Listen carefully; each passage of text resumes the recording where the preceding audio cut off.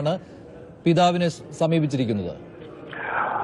മഞ്ജുഷ്, സംസ്ഥാനത്തിന്റെ ചരിത്രത്തിൽ തന്നെ ആദ്യമായാണ് സ്കൂൾ കോമ്പൗണ്ടിനകത്ത് വെച്ച് ഒരു പെൺകുട്ടി പീഡിപ്പിക്കപ്പെടുന്നത്. അതും 4.5 വയസ്സ് മാത്രമുള്ള ഒരു LKG വിദ്യാർത്ഥിനിയാണ് ഈ പീഡനത്തിന് ഇരയായത് എന്നുള്ളതാണ് ഏറ്റവും ആശ്ചര്യപ്പിക്കുന്ന അവസ്ഥ. പിന്നീട് പോലീസിന്റെ ഭാഗത്തുണ്ടായത് പകരം ഒരു പ്രതിയെ കൊണ്ടുവന്ന് പ്രശ്നത്തിൽ നിന്നും തലയൂരി പോകുന്ന സമീപനമാണ് പോലീസ് കാണിച്ചിരുന്നത്. ഇപ്പോൾ പ്രവാസിയായ പെൺകുട്ടിയുടെ പിതാവ് പ്രവാസിയാണ് അദ്ദേഹം. അപ്പോൾ അദ്ദേഹം തിരിച്ചെത്തിയ ശേഷം നൽകിയ അഭിമുഖത്തിലാണ് ഇക്കാര്യം വിശദീകരിക്കുന്നത്.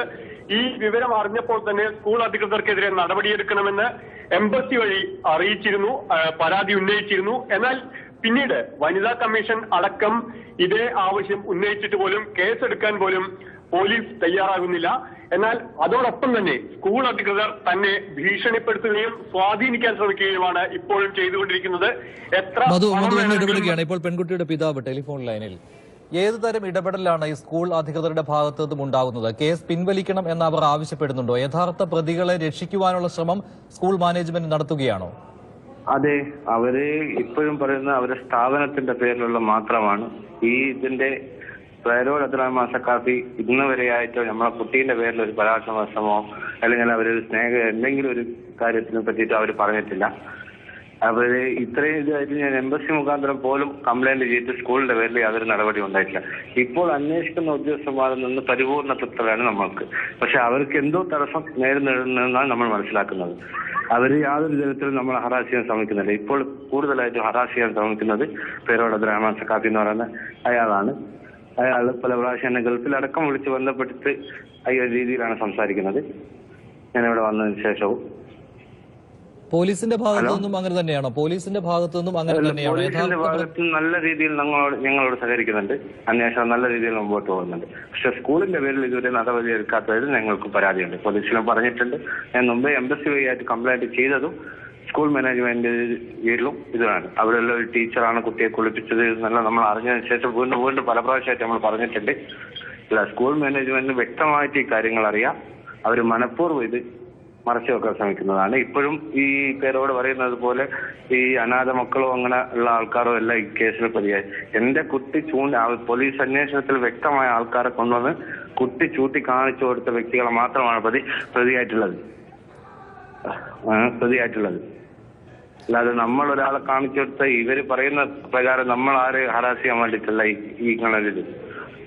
ഈ മനഃപൂർവ്വം ഒരാളെ പ്രതി ചേർക്കാനാണോ നേരത്തെ സ്കൂൾ അധികൃതർ ശ്രമിച്ചിരുന്നത്? ബസ് ക്ലീനറൊക്കെ അത് അവരുടെ ഭാഗത്തുനിന്നുണ്ടായ ഒരു വീഴ്ചയാണ്. അത് പോലീസ് ഉദ്യോഗസ്ഥന്മാരുടെ ഭാഗത്തുനിന്നുണ്ടായ വീഴ്ചയല്ല. ഒരു പ്രതി കുറ്റം സംബന്ധിച്ച് വന്നു കഴിഞ്ഞാൽ അവർക്ക് അത് ചെയ്യാൻ പറ്റും. അതങ്ങനെ മനഃപൂർവ്വം കുറ്റം സംബന്ധിച്ച് കൊണ്ടുവരാൻ കാരണമായത് ഈ സ്കൂൾ അധികൃതർ മനഃപൂർവ്വം ചെയ്തതാണോ? ബസ് ക്ലീനറെ പ്രതിയായി കൊണ്ടുവന്നു? നമ്മുടെ സംശയം അങ്ങനെയാണ്. അങ്ങനെ അല്ലെന്നുണ്ടെങ്കിൽ അന്വേഷണ ഉദ്യോഗസ്ഥർ അത് കണ്ടുപിടിക്കണം. അല്ലാതെ അവരൊരു പ്രതിയാക്കി കൊണ്ടുവന്ന ആൾക്കാർ ഒരു ബുദ്ധിമാന്തിയുള്ള ഒരാളാണ്. അത് ഈ അന്വേഷണ ഉദ്യോഗസ്ഥന്മാർ അവരെ കസ്റ്റഡിയിൽ എടുത്തിട്ടില്ല. ചില സ്ക്വാഡുകളാണ് അവരെ കസ്റ്റഡിയിൽ എടുത്തതെന്ന് പറയുന്നു. അങ്ങനെയൊക്കെ പറയുന്നത് കേൾക്കുന്നു. ഇതൊന്നും നമുക്ക് വ്യക്തമല്ല. ഞങ്ങളെ കുട്ടി ആ പ്രതിയെ തിരിച്ചറിഞ്ഞിട്ടില്ല. ആ കുട്ടിയല്ല എന്ന് പറഞ്ഞു. ആ മുനീർ എന്ന പ്രതിയെ കുട്ടിയല്ല എന്ന് തീർച്ചയായും നമ്മളെ മുമ്പാകെയാണ് പറഞ്ഞത്. DYSP സാർ അത് പറയുകയും ചെയ്തു. കുട്ടി പറയാത്തടത്തോളം അയാൾ പ്രതിയല്ലാതെ. ശരി, മധു കൂടുതൽ വിവരങ്ങളുമായി കോഴിക്കോട് നിന്നും. മധു, ഒരുപാട് രാഷ്ട്രീയ സമ്മർദ്ദങ്ങളും ഇക്കാര്യത്തിൽ ഉണ്ടോ? കഴിഞ്ഞ ദിവസം സമസ്ത പോലും ആരോപണങ്ങൾ ഉന്നയിച്ചുകൊണ്ട് രംഗത്ത് വന്നിരുന്നു. മന്ത്രി ആര്യാടൻ മുഹമ്മദിനെതിരെ ആരോപണം ഉന്നയിച്ചിരുന്നു, പ്രതികളെ രക്ഷിക്കാൻ ശ്രമിക്കുന്നുവെന്ന്. തീർച്ചയായും മഞ്ജുഷ്, ഈ മന്ത്രിസഭയിലെ ചില മന്ത്രിമാർക്ക് ഇപ്പോൾ ആരോപണ വിധേയരായ മത നേതാക്കളുമായുള്ള ബന്ധം തന്നെയാണ് ഈ കേസ് ഒതുക്കി തീർക്കാൻ കാരണമാകുന്നത് എന്നുള്ളതാണ് നാട്ടുകാരുടെ ആരോപണം.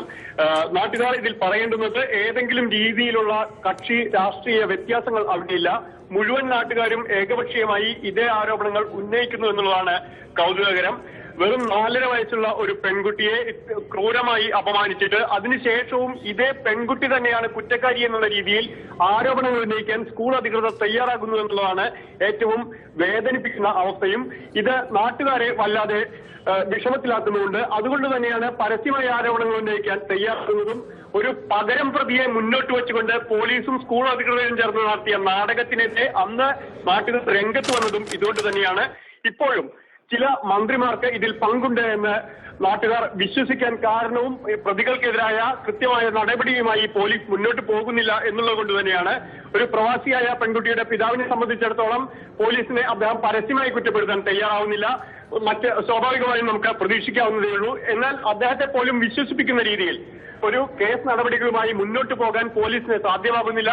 ഇത് സർക്കാർ ഏതെല്ലാമോ രീതികളിൽ ഒത്തുതീർപ്പിനും വശംബദ്ധരാകുന്നു എന്നതിന് കാരണമാണ് എന്നുള്ളതാണ് ഇപ്പോൾ നാട്ടുകാർ വിശ്വസിക്കുന്നത്. പെൺകുട്ടിയുടെ ബന്ധുക്കളെ പോലും തങ്ങൾ എടുത്ത നടപടികളെ പറ്റി